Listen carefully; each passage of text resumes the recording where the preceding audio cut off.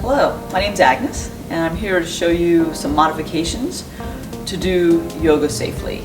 Yoga is a wonderful activity because everybody can do it, whether it's chair yoga, hot yoga, there's a level for everybody.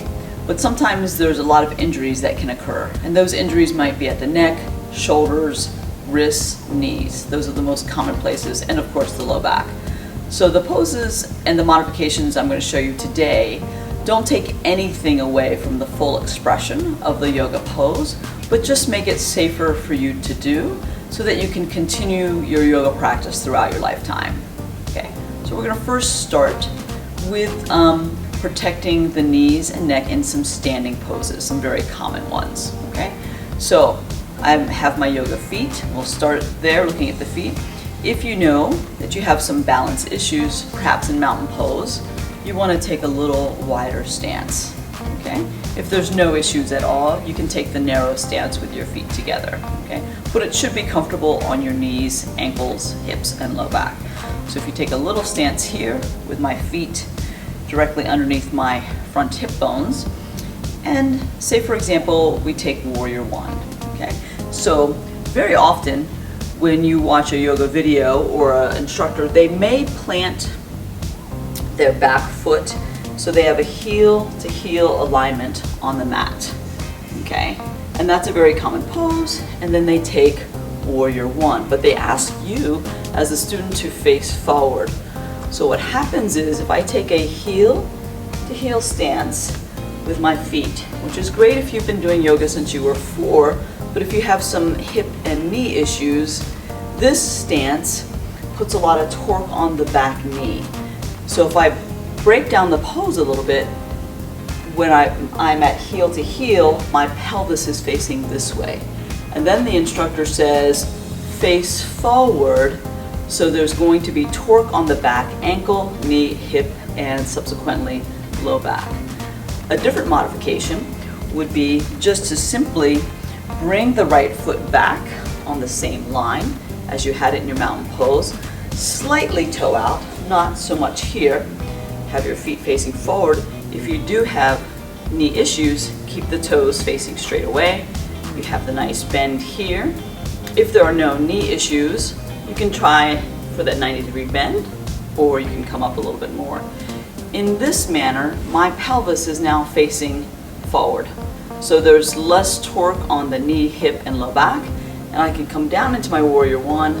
If I have shoulder issues, I can stay here, elongating through the trunk, or I can come up all the way. If I have shoulder issues, this is a challenging position for my hands. So I want to open up, bring the shoulder blades down and back, and reach forward through the trunk. So just a little modification for warrior one. You can step back. Okay? If we were to protect the knees with another common pose, chair pose, we want to line up the feet, find the best position for the feet for our balance, come into chair pose in this manner. What often happens is the knees go in together, like so. I'm sort of exaggerating, but people bring their knees in together, and that's, you can see, malalignment with the legs. So we want to keep the knees over the middle toes, sit back, pull in the core, nice straight spine. Okay. Again, if you have knee or hip issues and balance issues, maybe take a little bit wider base of support there. Okay. Okay. So the next pose I'm going to demonstrate with some modifications is warrior two. So we would take a wide stance. I'm going to turn out my right foot, line it up heel to heel. If you know you have balance issues, you can stay with the heel to heel alignment or front heel to bisect the back foot. The back foot position is very important because if it's twisted in too much, twisted out too much, that's going to put torque on the knee, hip, and subsequently low back. So find the stance that's appropriate for you. If you have balance issues or knee or hip issues, shorten up your stance a little bit. Okay, so we take a little shorter stance. It takes stress off of the joints and gives you better balance. So if we're rooting our feet nicely into the earth, we will have the appropriate length and stance to recruit those muscles. Okay, so if we take warrior two, I'm going to open up my stance a little bit. We bend down. If we have knee issues, just don't come down quite so far. So the full expression of the pose might be here, looking over the fingers of my hand, but maybe we just raise up a little bit. I can still integrate the muscles of each leg, making it a safe pose. If you have shoulder issues, simply just place your hands right over your heart, just like this. You can continue to open up the knee and hip joints. Okay. One of the common mistakes in this stance is that the front knee tweaks inward like this, placing a lot of stress on the knee and hip joint, so we want to open up. If we don't have that flexibility yet in the hips, we want to perhaps take a shorter stance with our pose there. Okay? So if we move in to triangle, where we straighten the legs, and again integrating all the muscles of our legs into the pose. So I have a gas pedal foot here, I'm pressing downward with the front foot so that I cannot lock that knee. So a common mistake is to lock the knee, and then as you twist over, that's a lot of stress. So we actually want to integrate the muscles of the leg for a safe pose, and that protects the knee joint. And then often what people do is they want to get that full twist, so they reach, they'll come down, but they really want that hand to get as close to the floor as possible, so they'll start to twist here. And you can see now my pelvis is facing the floor as opposed to being facing this way, where we want to open up this side body here. So little tricks to do. One, just don't go down quite as far. Shorten up your stance. Ensure that the pelvis and chest are facing the long edge of your mat. As you float the arms up, you'll reach, spin down, but this time just go down partially. The stopping point is the point where the pelvis wants to turn to the floor. The whole point of this particular stretch is to open up the side body here. So we stop where our stopping point is, where the body allows. Now in this position, sometimes the instructor might say, turn your head to look up at the sky. That's a lot of torque on the spine going on already. So to protect the neck, just keep the head in a bit of a chin tuck and gaze forward. Okay. Another modification would be to use a block. So I have my hand here, the block is in my hand, I'm reaching forward, place the block down, and that's a nice safe pose for triangle. To come out of it, this is where a lot of back injuries occur. Bend the knee a little bit, actively use this leg to come back up to standing. That's a different way to come out of it than to be here in triangle and lead with the head, which often happens. You lift the head up, now I'm using my back muscles. So the difference is I bend the knee, I'm using my leg muscles to push my trunk back up to center, and in that manner you're protecting the back. So coming forward, beautiful. So now I'm going to talk about protecting the shoulders, wrists, and knees in some weight-bearing positions. And first we'll start with table pose. So if there's knee issues, use a blanket underneath your knee. The other important investment in yoga is a pretty thick mat. Okay? The mat thicknesses vary from 1/8 of an inch to 1/2 inch. So the thicker the mat, the better to protect the joints. So we always want to do our activities for a lifetime, so I recommend protecting the knee joint by just simply in table pose placing a blanket underneath your knees. We can be here with the back flat. If there are wrist issues, simply grab some blocks and place them underneath your hands. And that hand position can also change. Your wrist might like this position with the fingers resting over the blocks, or they might even like this position. Okay, so there's lots of variations here, okay, to protect the wrists. So if we were to use the blocks, and perhaps we go into cat-cow, raising the spine upward, allowing the head to drop. leading with the pelvis coming down toward the floor. The wrists and knees are nice and protected, okay? If we were to move into a plank position, we could still use the blocks underneath the hands. So I'm here. It's very comfortable on the wrists without any stress, and it doesn't take anything away from your plank pose, okay? We can also do a high plank with the knees on a blanket. Again, it doesn't take anything away from the pose, just the knees have a bit more padding there. Okay? If we were to come on to a forearm plank, still can have the knees on the blanket, palms down or fists, depending on your wrist issues.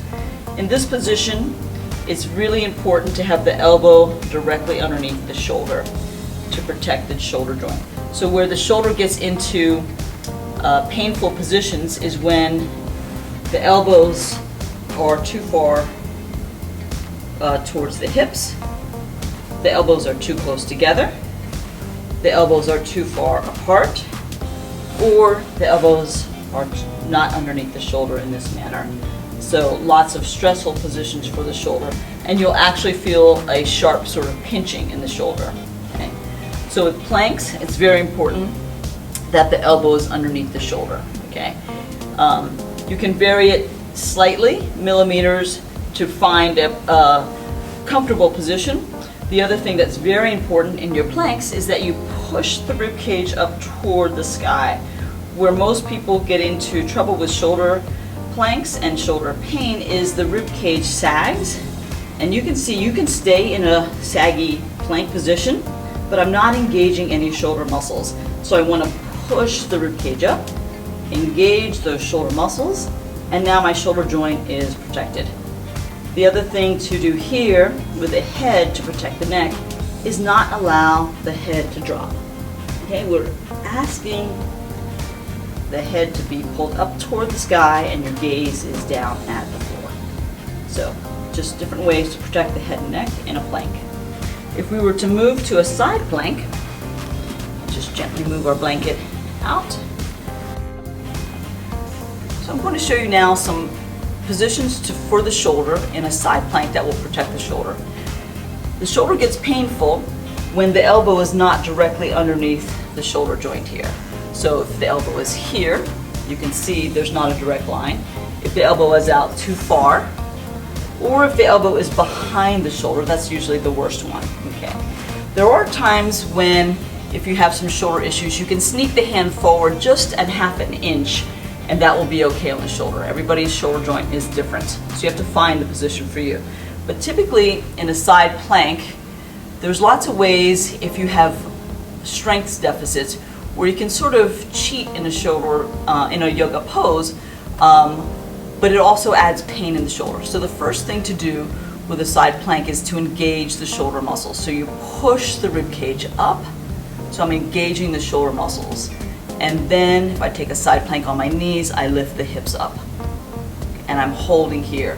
What sometimes can happen is that the hips will be a little lower, or the hips may be high and the shoulder sags and the person is holding sort of this position, which you can see is not very comfortable on the shoulder. But you can stay there, but you're not actually engaging the shoulder muscles. Okay? So we want to engage the shoulder muscles by pressing the ribs, pressing the forearm into the earth, lift the rib cage up, lift the hips up, and you take your side plank. From here, keep your gaze facing forward rather than turning to look at your hand, okay? Just to protect the neck. We don't want to let the head drop or lift it up too much. We want a nice straight line with our spine as we hold the side plank. And then slowly lower down, okay? The other way to protect the knees in a bent knee side plank is to make sure the feet are not pointed but are flexed, okay? And that flexed position helps to bring power into the legs so that when you press the legs into the floor, you have a little bit more power as you lift up. And you're integrating all the muscles in the side body there. And then you slowly come down. So now I want to show you how to protect the knees in child's pose or any kneeling sort of poses. With the knee joint, sitting in a position like this for long periods of time compresses the knee joint, it smashes the cartilage, and actually some yogis have gotten nerve damage from staying here too long in the legs, permanent nerve damage. So we don't want to stay here too long, but you can do this pose with some modifications and not staying there too long. We can grab a bolster, place it on our heels, bring the hips up just a little bit, and just this position alone takes some stress off the knees. But again, I wouldn't want to stay here too long. It's too much compression on the knee joint. So that's one pose here. If you were to do some kneeling poses, such as this pose here, the back bend, again, we want a blanket underneath our knees. If we were to take child's pose, you can use a blanket or the bolster, place it on the heels, separate the knees a little bit, and then come into your child's pose. Now, if you have shoulder issues, there's a different position for your hands. You can have the hands underneath your forehead, or the hands by your sides. If you have neck issues, grab a block,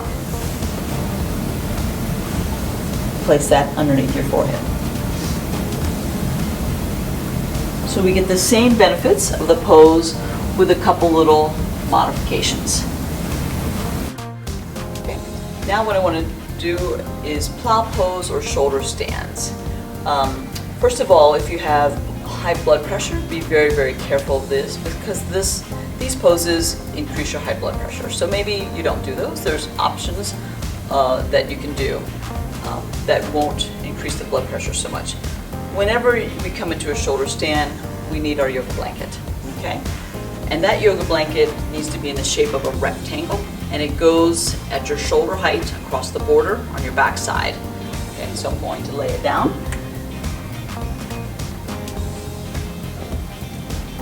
My head and neck will be on the floor, okay? The shoulders are going to be lined up across the blanket like that. So as I lie down, I want to make sure I have the blanket and my body in the right position to protect my head and neck. So my head is on the floor. The head position, often in students, is tilted back like that because people are driving their head down into the ground to try to get their legs into the air. So we want the opposite. We want a nice chin tuck. And if you have breathing issues, sometimes people need a little blanket or a towel underneath the head, not a block, that's too high. The elbows should be touching the sides of your body, and the elbows we want at a 90-degree angle. So common mistakes are having the elbows way out to the side. So we want to press the elbows down. I have my knees bent up. So as I elevate my legs, as I start to go into that position, I'm driving the elbows and shoulder blades down into the earth. So another common mistake is people will drive the elbows down, but the shoulders, because of chest tightness, will be in the air rather than down touching the ground. If we try to press the outsides of our shoulders down into the ground, you'll actually be recruiting more shoulder muscles, which will help you bring the legs up. So it's a little just body awareness. We press the shoulders down. I have the 90-degree angle here. I'm going to step up here, do the hip bridge, and then come up. So I use my hands here. Now in this position, I place my hands right on the pelvis, and I'm continuing to press the elbows firmly into the ground to lengthen the spine. So it's different than just having the body collapse. So this is very common. People will stretch their legs out, but their trunk will be collapsed. We want to actually lengthen the spine. You can be here until you have more body control. So that's very common. You can move into plow in this position, extending over, but I'm continuing to use my forearms and elbows driving into the ground. Or you can come all the way up, lengthening. but my core muscles are really trying to lengthen, and my arms are working to keep my back and neck safe. To come out of it, bend the knees, slowly roll the pelvis down, and come out. Okay. So now I want to show you ways to protect the knee joint in some sitting poses. We're starting here in Dandasana. And even if we take a simple forward fold, the important thing when you reach forward is not how far you're stretching over and close to the toes, but keeping the feet pulled up towards you, keeping the knees pressing down into the earth as you lengthen the spine. If we were to move into a folded leg pose and stretch, Janu Shirsasana, we pull the foot up toward the pelvis, press the foot and engage the thigh and the pelvis into each other.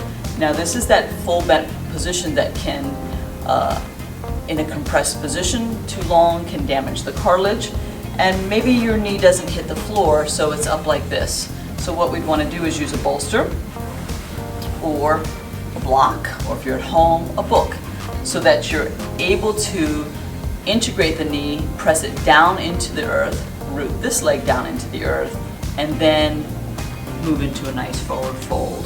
Okay. Remember in yoga, anything that is touching the floor is rooting downward, meaning we're trying to engage those muscles as you take a nice pose. Okay, so my foot and knee are pressing downward, this knee is pressing downward, and this foot is active. It's a very active pose. And then to come out, gently move outward. If we were to move into Marichyasana, or a simple twist, we would want to always protect the spine. This is where a lot of spinal injuries take place. So there's lots of modifications you can do. The first thing to do, if you have some restriction in the hip and low back, is to perhaps sit on the edge of a blanket.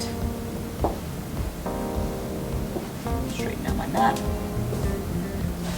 And we can start right here. So this is my hip and sitting bones are just on the edge. This is a nice position for cross-legged poses, for Baddha Konasana, simple things like that. Maybe your hips are restricted a little bit more and the knees are higher up into the air. Well, then you'd want to elevate the pelvis up a little bit more. So then you could take a bolster, sit on the bolster. I'm elevating my pelvis up so that my knees and hip joints can be relaxed and my low back can be relaxed. Okay. If we're in this position with the knees high in a cross-legged position like this, and then we try to do a forward fold, it's a lot of stress on the low back, and that's going to translate up to stress to the neck as well.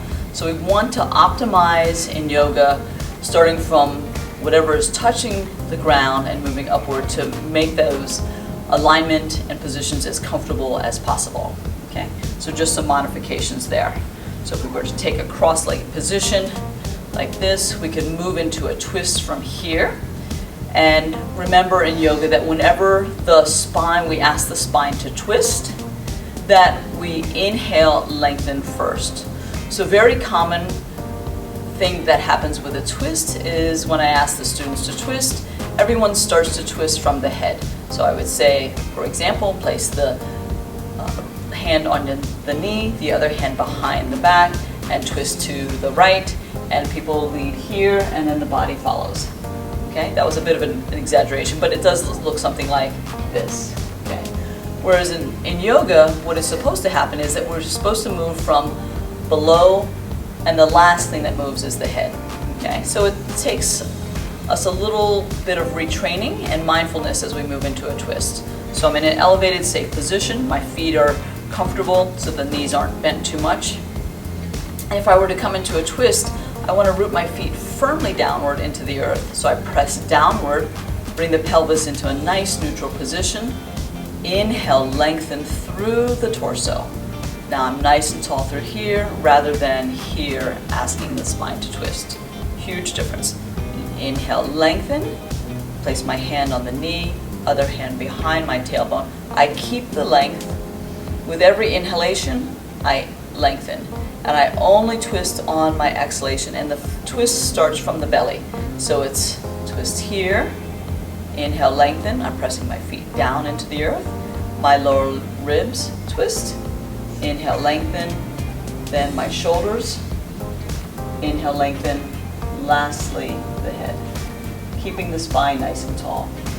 If you have neck issues when you move into the twist, don't turn your head any farther than your nose moves over your chest bone. So instead of doing this, where my nose is here and my chest bone is here, I would simply keep my nose in line with my chest bone to protect my neck. So it might be here. Okay. Still getting the benefits of the full body twist, just protecting the neck a little bit more. Okay. So in this seated position, if you have knee pain, options are to bring the feet out a little bit farther so there's less of a bend at the knees, so that there is less stress. So different options for the knee and pelvis. So if we were to move into Marishyasana, we can support the hips by sitting on a blanket. I can bend in this knee. I'm going to root this leg firmly into the ground. So options are to hug the knee, or the elbow can go on the outside of the knee, okay? But I want to keep this pelvis in that neutral position. This hip may come off the floor, and that's fine, okay? But we want to inhale, lengthen, okay? I'm going to keep hugging the knee. I'll place this hand behind me to keep the spine straight. And as I twist on my exhalation, the twist starts from the belly.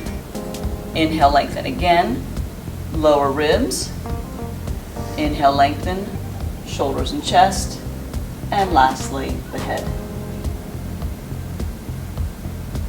And then you inhale to return to center.